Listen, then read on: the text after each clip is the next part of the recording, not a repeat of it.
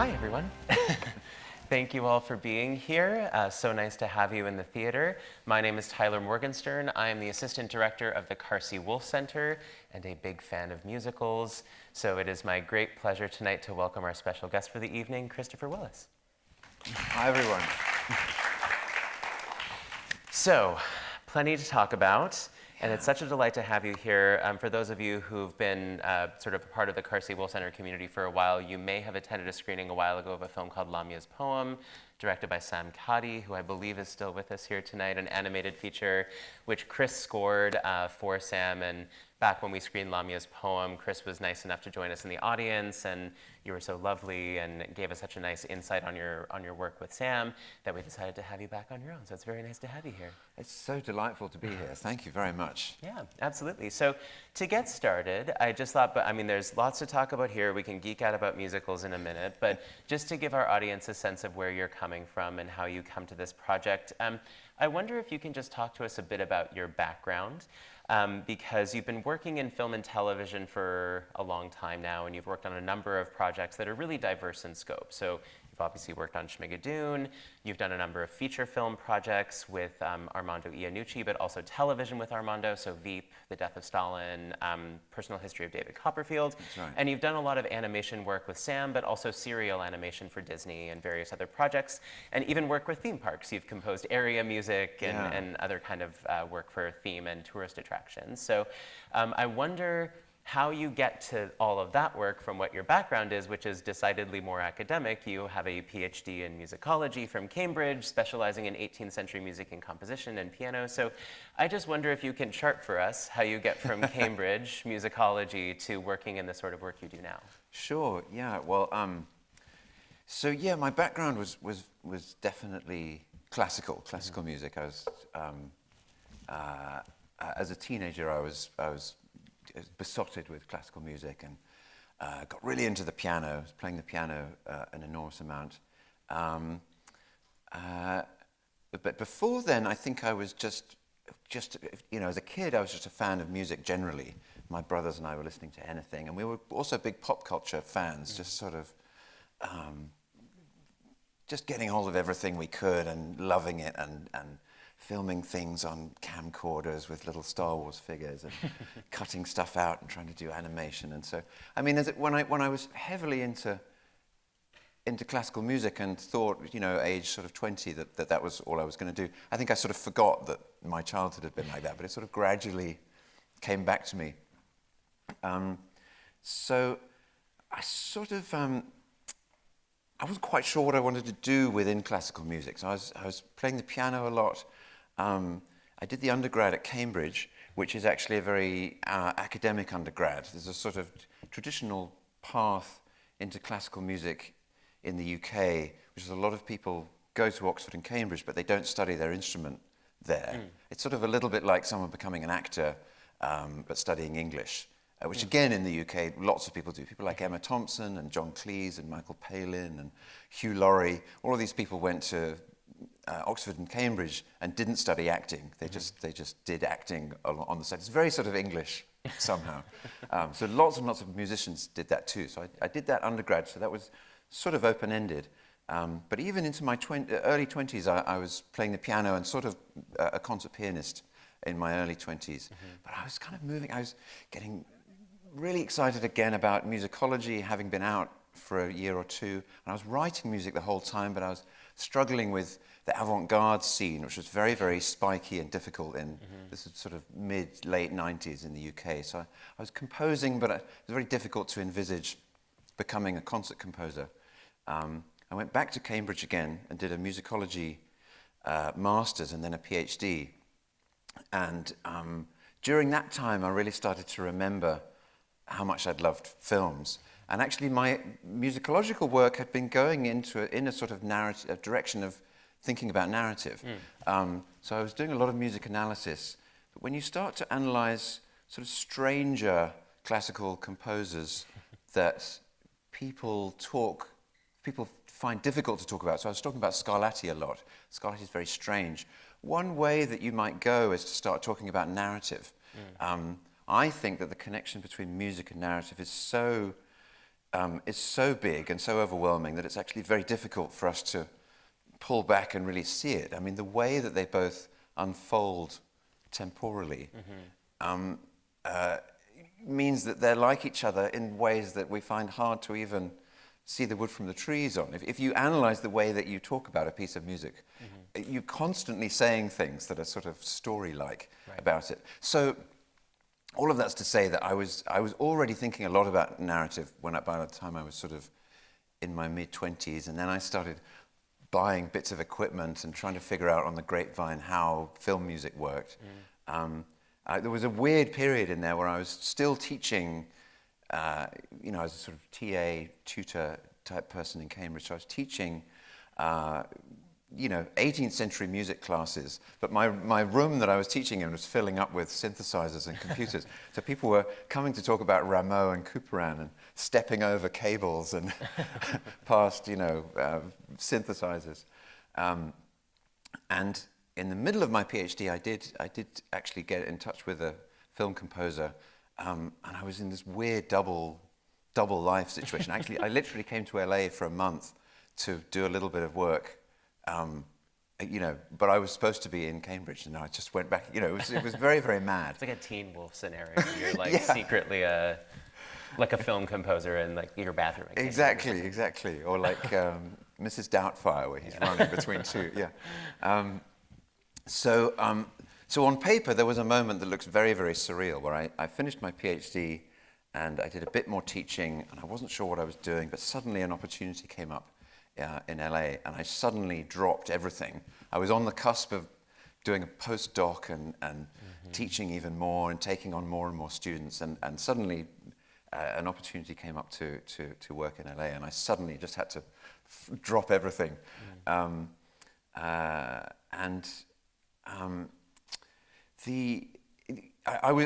you'll notice is I never studied film music in any of that. Right. That actually used to be more normal. Now there are a lot of film music courses that you can take, but those have taken a long time to become established. So for a long time it was something that people just came into from classical music and learnt on the job. And then there was an era when there were lots of band leaders, and then there were some people that had been songwriters and in rock bands, but they were all learning on the job. And that's very much what I did. So I became an absolute beginner when I arrived in LA. The person I came to be someone's assistant, and he was impressed by all the musical things that I knew, but basically I knew nothing about composing to film, and it was sort of like being a student still, or learning a trade really, or being a painter in the Renaissance, starting with tiny menial tasks and gradually doing bigger ones. And this is under somebody else's name, and this is very, very common in Hollywood. Has always been. So, the named composer has employees who are helping that person get the job done. Okay. So it was really sort of like an early interest in pop culture, and then eventually just sort of an interesting break happens in LA. Yeah, that's right, and a bit of a white knuckle. Situation, honestly. Yeah, well, fascinating. Well, I did want to pick up on something that you had mentioned, which is about your training in musicology and music analysis and these sorts of things, because the sorts of projects that you've worked on over the past several years, I'm struck by the way that they tend to exist in very specific narrative universes, right? A project like this, these are very period-bound, highly stylized worlds, right, that exist in specific moments in music history, specific moments in film history, or something like the death of Stalin takes place in a very specific cultural and historical context that brings with it its own musical cues, its own cultural textures, and these sorts of things. And so I'm wondering if you might talk a bit about how your training in musicology prepares you to take on the work of creating music for those very specific kinds of worlds. Cool, yeah. Well, that's well observed, and that's exactly right. And I've never intended to become that person, but there were probably times when I first moved to LA where I thought and acted like nothing that I'd done before that point would ever be relevant again. Right. Actually, I didn't say I was in Hans Zimmer's studio. It was the first place that I arrived in, and the whole state to sort of give you a little sense of the film music scene. Hans has a number of other composers that he works with, that he's friendly with. That whole part of the scene is known for being very technologically advanced. They're always very fashion forward. They've always got the latest thing. They were the first to use samples and the first to use computers and do things on an industrial scale. You know, you'd walk in and realize they were using 20 computers to do something. Right.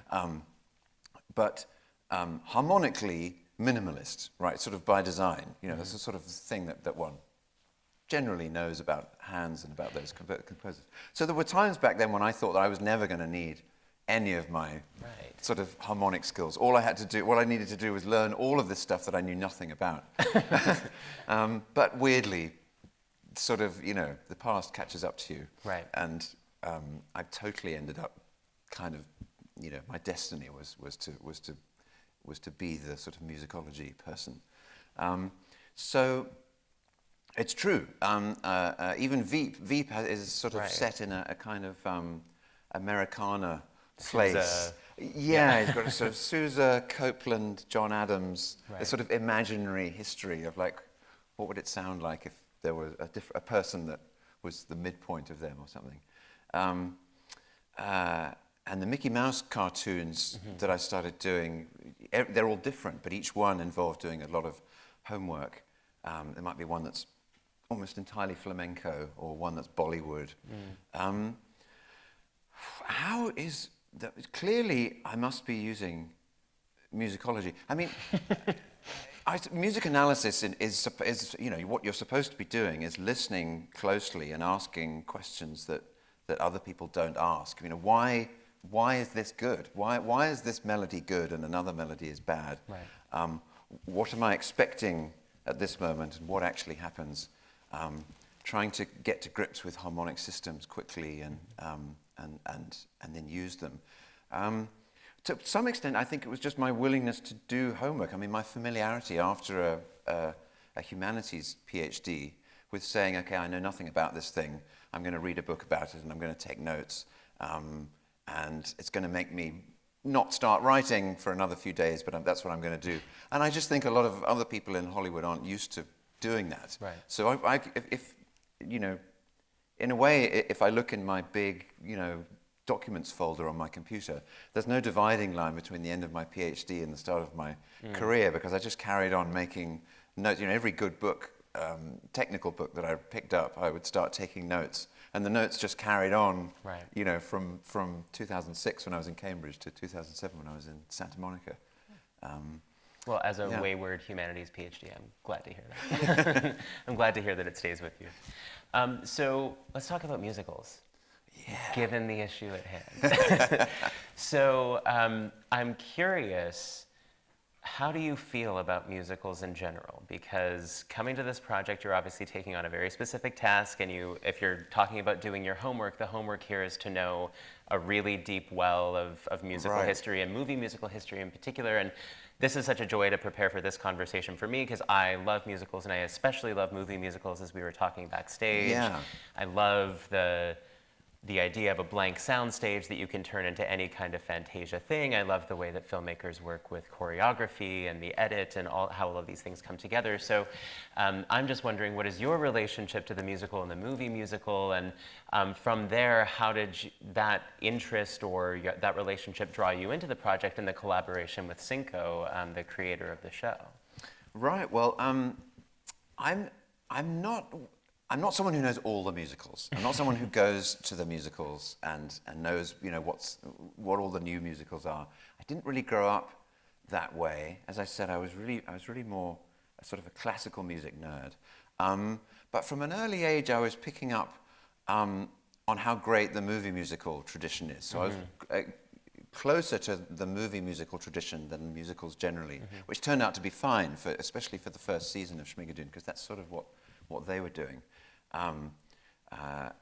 So I was discovering those, and they were sort of a thread woven through all my teens, you know, kind of rehearsal pianist for Oklahoma here, and doing certain musicals at school over there.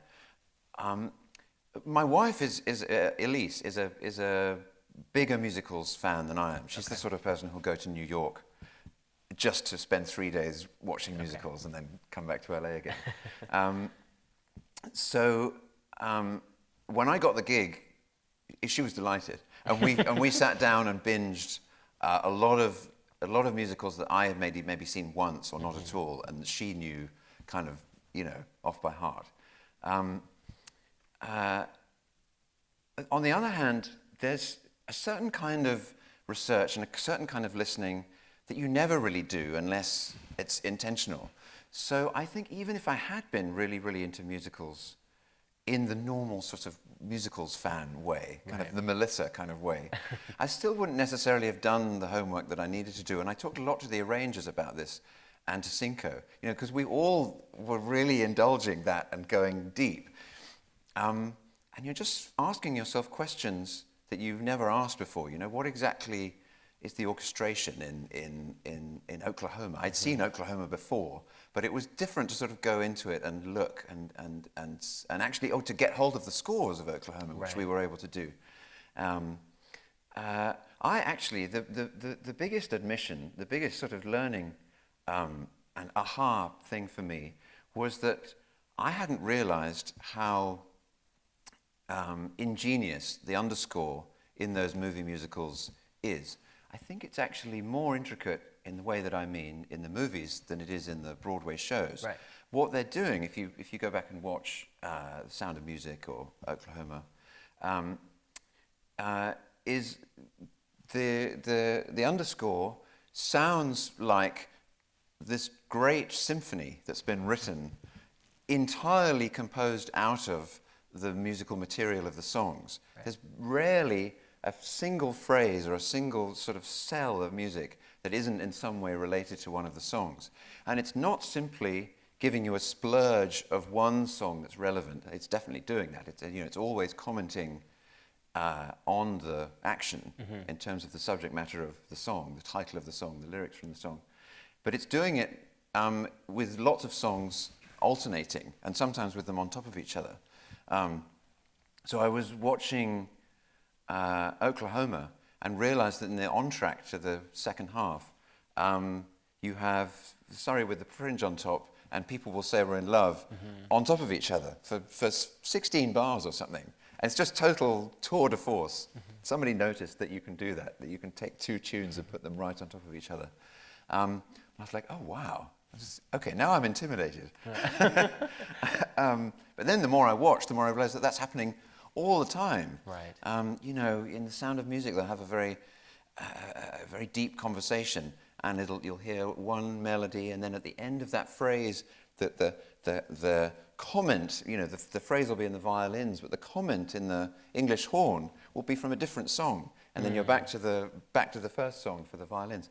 So what I had to do on Schmigadoon, once I realized how crazy this was, and Cinco and I, were geeking out together, is get to know his songs incredibly well, which I'm sure is how the underscore composers, 70 years ago, had to do it. It wasn't really good enough to have them around, to sort of to get to know them a bit. I had to really get to know them as well as I would know my own material if I were writing a conventional film score. So really that meant I had to play them in every key, and I had to really know them off by heart, basically. I couldn't just be sort of like doing that the whole time. So it's a very sort of specific skill that I was having to hone. Yeah, I mean, it's funny that you're sort of anticipating my next question, which is great, because I do think so to clarify, the work that you did on this particular series is the underscoring. That's right. Right, where Cinco wrote and composed the sort of feature songs that have the vocal parts as well. But so I wonder if you could just clarify for us, for those of us who might not be familiar with these sort of more intricate things, like what the relationship is between the score and the songs in something like a movie musical, which I'm just thinking this is now very front of stage. There's been some recent high celebrity moments of this, Billie Eilish and Phineas writing a song for Barbie, where Mark Ronson is composing the score, and Yes. big celebrities now suddenly out in front of this. But I'm wondering if you can just clarify for us what that relationship is and how you and Cinco work together to create a sort of musical landscape for the project that's continuous and coherent, but that also highlights these individual feature songs. Well, one thing to say is logistical. The songs have to be written when the material is being, when the script is being written, when the story is being hashed out. And some idea about the dance numbers has to be figured out also beforehand. So the song might go from Cinco to a vocal arranger who's going to, because of course the singers need to be able to sing the vocal arrangements on the stage, and then also to someone who's going to arrange the dance sequences. But that will be before shooting, so that might be that's in this case maybe in 2019 or something. Then it's shot. And after it's shot, once certain cuts and once certain changes have been made, then the business of fleshing out the song orchestrations can start, and the dance sequences. But really, that's when the underscore also starts. The underscore can't really start until it's already shot, because I'm responding to the timing of the scene. To the point of hitting, when Josh hits the bell in the inn, or things like that. Everything I'm doing is reacting to the picture. So I have to do it all very late on. Often, it's hard for you as the viewer to have any sense that those are two different things. In fact, you shouldn't. Right. Even if in this case the songs are being recorded in New York and the score is being recorded in LA. So stylistically, we're just having a lot of conversations about how we want it to sound and the references, and even how we want the mixes to feel. So basically, if nobody's singing or dancing, then it's me. But if they're singing or dancing, then it's Cinco and or the New York team. Right. And I think it's probably about half and half. It's going back and forth all the time. Right. Yeah. Well, I want to pick up on something else that you said, which is, if there's musical fans in the audience, or maybe you're a new or burgeoning musical fan, this thing is overstuffed with an incredible range of source material, right? So, that's right. Even in the first season, when the body of work is maybe a little bit more stylistically coherent because it's all coming out of that golden age movie musical tradition, then by the time we get to the 70s in the second season, the shows are kind of stylistically of a piece, but Chicago is set in a different time period than Pippin is, or anything else, right? So there's a real range of stylistic variation across the two seasons, and even within a single season. So I'm wondering, if you're underscoring and you are tasked with creating all of this sort of connective material between the feature songs, anything that isn't singing and dancing, how are you bringing together themes and references and textures from, just to run a few down, we have Brigadoon, we have Music Man, we have Sound of Music, we have Carousel, Annie Get Your Gun. That's just season 1. Season 2, we have Chicago, Sweeney Todd, Company, Hair, Pippin, Cabaret, Sweet Charity, Chorus Line, Dreamgirls, and on we go. Yeah. So these are all vastly different shows with their own sonic languages, with their own musical textures. How are you filling this in to make it feel like Schmigadoon or Schmicago, which is its own text, its own project? Well, there's another layer which I'll start with, which is that when the season starts, actually when every episode in season 1 starts, we are back in now time, New York, right. Present day. And so the show has to do another little thing that hopefully most people are barely even aware of, which is, of course, there's music. It's an Apple dramedy. It has to sound like that, whatever that is. And it doesn't really have very long to establish that. Yeah. But we were playing around with it at an early stage, And it just dawned on us that there was really no other, like, what am I going to do? Am I going to write a dumb little sort of 2021 kind of tune that only plays when they're in New York and then has no musical connection to Schmigadoon? That's sort of weird. No, that's not what you should do at all, we realized. It should be all of the same melodies as are in the actual town of Schmigadoon. And it should be commenting on the action in exactly the same way, even though it's these verby guitars and it's these sort of indie textures and drum kit and just trying to sound like it's a Netflix show. So one of the things that Cinco's been... Netflix vibe, yeah. One of the things that Cinco's been so happy about to report is that if you watch especially if you watch the show several times, you'll realize that in that first montage, you're actually hearing song melodies, quite a few song melodies from the show, and they're all commenting on the action, and maybe in some cases telling you things that you don't know. And the same thing in the big montage at the start of the second season. And it's funny, the fact that it's very indie actually is no impediment to being clever. So when I'm just trying to think. Yeah, when Josh and Melissa kiss in the montage at the start of the second season, we're hearing "Somewhere Love Is Waiting for You" and "Happy Beginnings" at the same time on top of each other. So that was one thing. But stylistically, it just wanted to sound. It just wanted to go under your conscious radar, I suppose. Just sound, as I say, Netflixy. Yeah. Content. Season one, to go back to sort of the real meaning of your question, season one was less tricky because Schmigadoon is borrowing from all these things, but kind of adding up to something that we kind of know when we see it. This sort of Music Man, pinstripe, olden days, sort of gay 90s almost kind of thing. It still presents a few challenges, because what do you do with that when it goes slightly out? Like, what does the bad boy sound like? Or what does it sound like at the end of the first episode when you're supposed to be in that world, but there's a magic, there's a weird bit of magic. Like, are there any musicals where it gets freaky like that? So actually you start dipping in, you're still in the 50s. Brigadoon, famously not magical at all. Well, it is, right, that's a great example. It is, but if you go off thinking, I'm going to steal from Brigadoon, so you go watch the whole of Brigadoon, it's never really freaky, it just happens. It's just sort of, it's just considered great that Brigadoon is magical, and so you watch the whole thing and you still don't have that flavor. So I start dipping in more into like Twilight Zone, Vertigo, things like, trying to conjure up the vibe. You start having to, brain starts having to go in these funny places. And so to take us to season 2,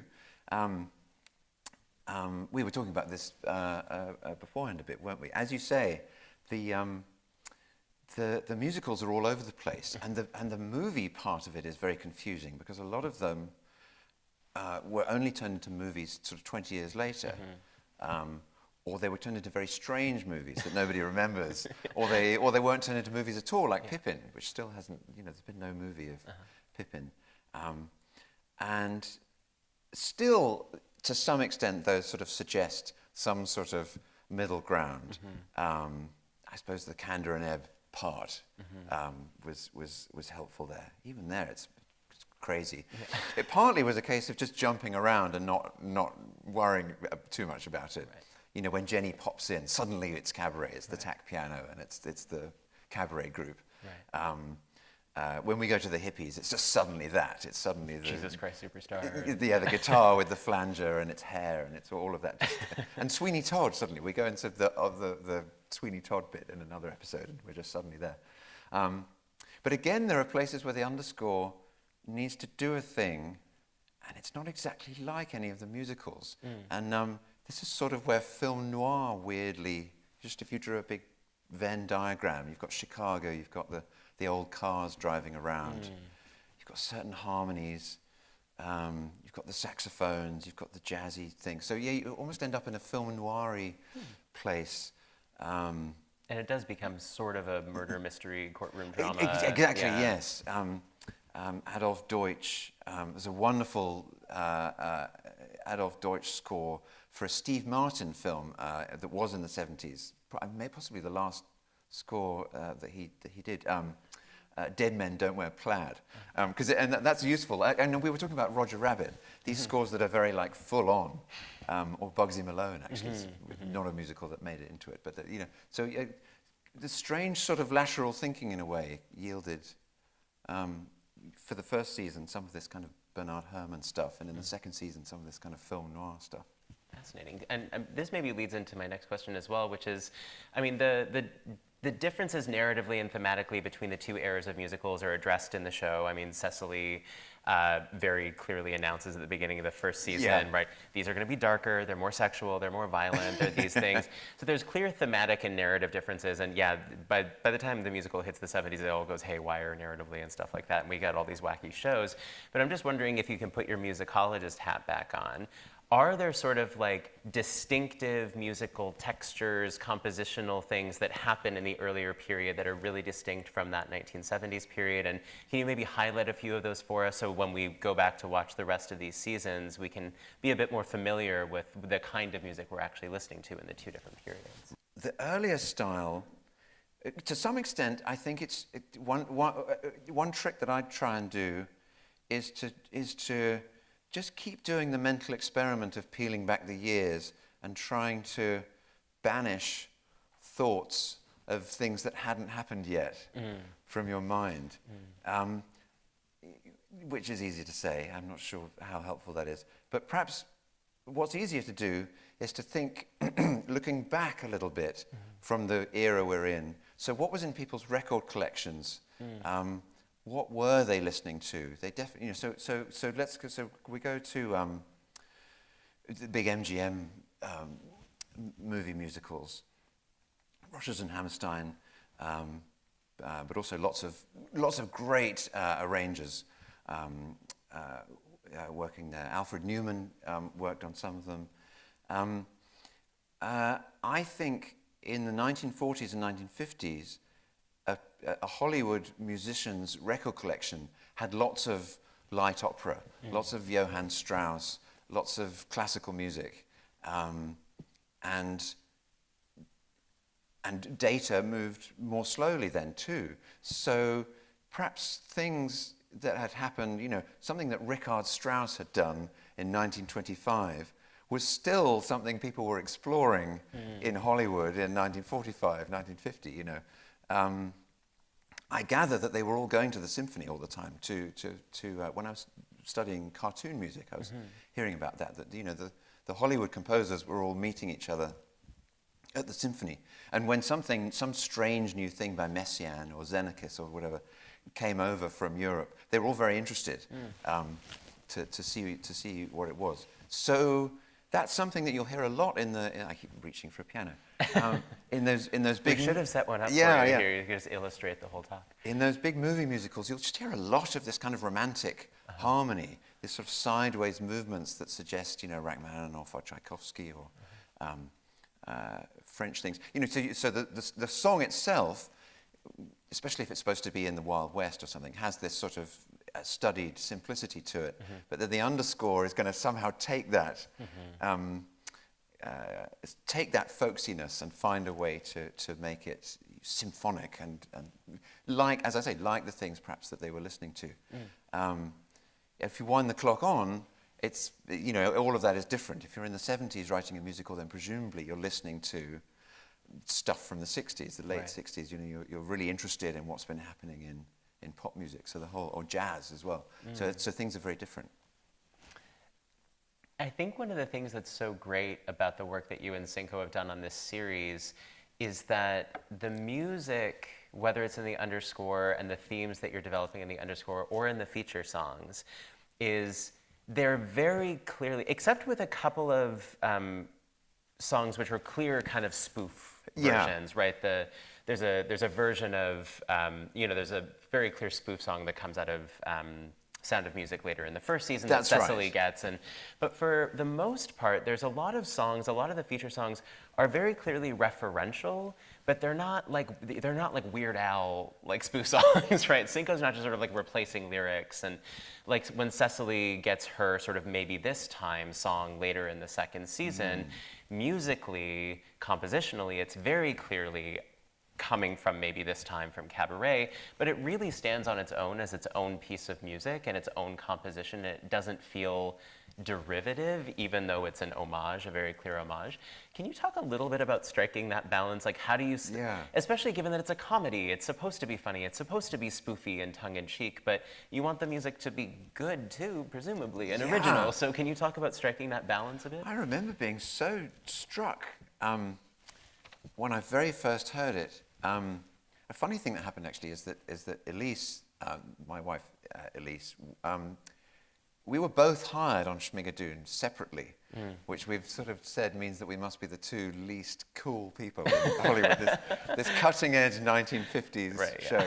So she's a session singer. She's a singer, and she sang demo vocals. You know, when they were shooting, they needed demo vocals. So they had 4 people sing lots and lots, almost everything. And one of the things that she did stayed, so there is a solo that she did. It's not her on screen, but it's her in episode 3. There's a sort of opera lady. It's a little bit like an opera lady in How to Succeed in Business Without, when the opera lady stands on the table. It's kind of the reference. And then I got contacted about the show several months later, and it was totally unrelated. But I first heard her listening through, and we were both like, who is this person? What is going on here? Like, the comedy is very, very good. Has this really kind of good, proper comedy feel. It's got real laughs. But as you say, it's not like every song is just nodding and winking. And there's a sort of, sometimes when a late night show throws a song together, you get the whispered first verse, and then you get the middle, which is not very good, and then you immediately go to the big kind of, hey, big spender. Yeah. It just sort of cheats and doesn't really it's not doing any of that. It's way, way, way better than that. Yeah. I mean, the truth is Cinco is just really good. He has been a musician longer than he's been a screenwriter, and he's always had this talent and this possibility, and it just finally, rather suddenly, came to fruition here in a public-facing way, but he actually, behind the scenes, has been great musically for a long time. There's a doc for each season with the songs listed and all of the references, so that everyone has a cheat sheet, so they know, because the choreography will nod at it, and the costumes and the acting and everything. But it's always a list of things, except for, I think, the song that you mentioned, the Sound of Music one. So it's in a way there's no possibility for it to do that, because it's trying to always triangulate between, it might be musically there might be 4 different things, lyrically there might be 3, and one of them is not one of those 4, and the same goes for who's singing it, and so I suppose it just he set the tone for how to think about that it is referential, but you get docked brownie points for sort of just being too specific to one thing. Right. Right. And we're going to open up to audience questions here in a moment, but just so you know, we've been evoking Cinco a lot. Cinco Paul is the creator of the show, co-writer of the show, and if you watch all the way through, watch to the very last frame of the last episode of the second season for a brief cameo from Cinco Paul. Close watchers. Did you just see that, or did you hear about that? Wow. Yeah. He's sort of a friend of the center, so I was watching out for him. But right. So I've talked a lot already, and I want to make sure we have some time for audience questions here. So if anybody has any audience questions, I'm going to turn over to my colleague Emily, who will give a couple of instructions. I was curious how much of what we hear on screen was performed like by an orchestra, and how much was performed by maybe you or just a few people with synthesizers and that sort of thing. It's funny that you should ask. I was just while Emily was explaining, I was just thinking about things that hadn't come up. Season 1 was it was done in fairly deep lockdown. I guess actually by the time we were scoring, there were a few restrictions had been lifted, but I think life on set while they were shooting was grim. Well, everyone who's not in front of the camera is wearing a mask at all times and being tested every day and all of that kind of thing. And I think in a bubble too. So one of the great CG achievements actually is to take all of the sweat out of people's armpits, because clearly it was hot and they couldn't go anywhere and they couldn't leave the building. So a lot of the dance numbers, while I was scoring it, everyone looked really sweaty, and it looks amazing now. So that's incredible. So the scoring of the music, as I say, the songs were scored in New York, and I believe they rented out the whole of the power station studio in New York, all of the rooms at the same time, and did it that way. Underscore, as is typical with a musical thing, had a less budget than the songs. So all the musicians for the Underscore were recorded on their own, one at a time. They came to my studio and they were in one room and I was in another. And we only had 4 musicians for the Underscore. Violin, trumpet, guitar, and woodwinds, a Broadway-style woodwind doubler. But working that way is something that I had a lot of practice on over the years. Not having them play individually, which I really don't like, but using a small group, and then having everything that's prominent being played by someone real and everything that's not prominent being handled by a computer. It's just very, very common, something I've been doing with Disney for many years. And it's not fun, but it can be, if after many years of exacting practice, you can do it pretty well. Also, if you're tracking up, you can achieve a lot with only 4 people. Season 2 got a lot more complicated because the needs and the different styles were so different. There were heavily orchestral bits, and then there were these, hippie bits. So it pretty much doubled. But for various reasons, lockdown was not over, but was ending. But we did it the same way. Yeah, even if it is a small group, I do much prefer to record the people together. But yes, it's a tapestry, and the way to do it, in my opinion, is to be very strict about what the ensemble is supposed to be, even if some of it's not real people. So the orchestra, in my mind, has 2 flutes and 1 oboe and 2 clarinets, if one clarinet is a real person and another clarinet is a computer, that's fine. But I don't just start sort of adding more and more and more, because then you sort of just go down a weird path. And it's especially with this period stuff where there's a certain thing that you are going for. So I'm probably not the only person in the room who now feels compelled to rewatch all of season 1 and all of season 2 and pay attention to the underscoring.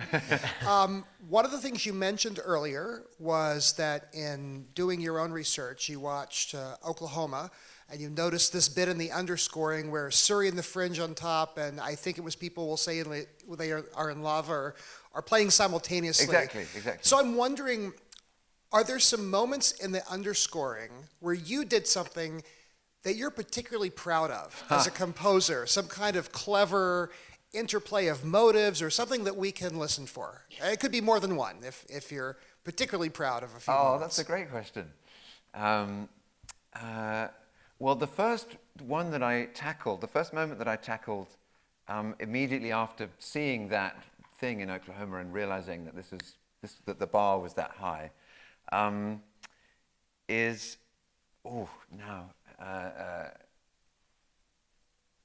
with all of your heart and I think with all of your heart and Somewhere Love Is Waiting For You. And there's an interstitial that uses both of them at the same time. And we are pondering the fact that Josh is trying to cross the bridge with every woman in town. rather than doing the thing that he knows is right. So I realized this about Oklahoma and about all of these musicals. I got very stressed, and I figured that one out. And then I felt and I showed Cinco, and he noticed because he's a genius. And I felt much less stressed. But in some ways, some of the things I'm happiest about are lurking in the indie modern music, because it's just so sort of stealth, and we're probably the only people in the world now, all of us in this room, that know that it's doing it. So I didn't score episode 1 right away for scheduling reasons. So I was already into that idea by the time I came to episode 1. So right away, all the way through that montage, you're hearing things. I think the very first thing you hear is the piano going C, C, G, which is Schmigadoon. Just the whole of that sequence is doing that. It's a bit pretentious. But if you're in a very diatonic context, there's a lot you can do. There's a famous bit in Meistersinger by Wagner where he has all the tunes at the same time. And it's great, but then once you sort of think about it, you're like, it's not that hard. So, so there's a lot of that going on in that very first montage, and again in the one in season 2. I feel like there's just a burbling at the edge of my consciousness. There's the odd other one. But yeah, those are the ones that come to mind. As you mentioned, you're kind of paying like homage or little references to all these really popular musicals. Was there like a list of musicals that you could use, like you had permission to use bits of those songs, or were you kind of able to kind of pick ones you liked and then they were able to work with that? Like, what were the limitations that came with that? There were no limits, actually, but there were invitations from Cinco to watch certain things. And when it came to season 2, where he clearly was struggling with the same thing that Melissa kind of goes meta and references that we've talked about, which is that people are a bit more confused about what they're supposed to be watching and what are the sort of canon musicals. He put together this epic YouTube playlist, including lots of very grainy Broadway versions of things. So there's a version of Pippin that he really wanted to reference, and it's like the video is sort of is completely warped. I'm trying to think of a time when he didn't want to go. He this is so obvious, I suppose, but he didn't want to get too preoccupied with the movies that were made of classic 70s musicals later, because it just gets so confusing.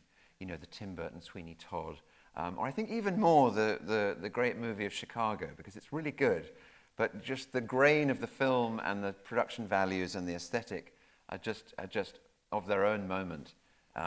So if you watch them too much, you sort of get confused. But he very keen on watching the stranger ones, even with apologies for things that didn't work. I watched the movie of Jesus Christ Superstar and just found it utterly baffling. That entire moment seems inexplicable to me. But I watched it. But whereas I really enjoyed the Hair movie is pretty weird too, but I really enjoyed that. And even the Godspell movie is just as weird as the Jesus Christ Superstar one, but I think it's rather wonderful. Everyone with the paint on their faces. We'll end with Godspell. We'll end with Godspell. Well, everybody join me in thanking Chris for joining us this evening. And thank you all for coming out. So nice to have you here. Keep your eyes out for more programs coming up from the Carsey-Wolf Center, including our programs for next year. We'll be programming around the theme of panic, so keep an eye out for that. Cool. Everybody have a lovely evening. Thank you for being here. Thank you.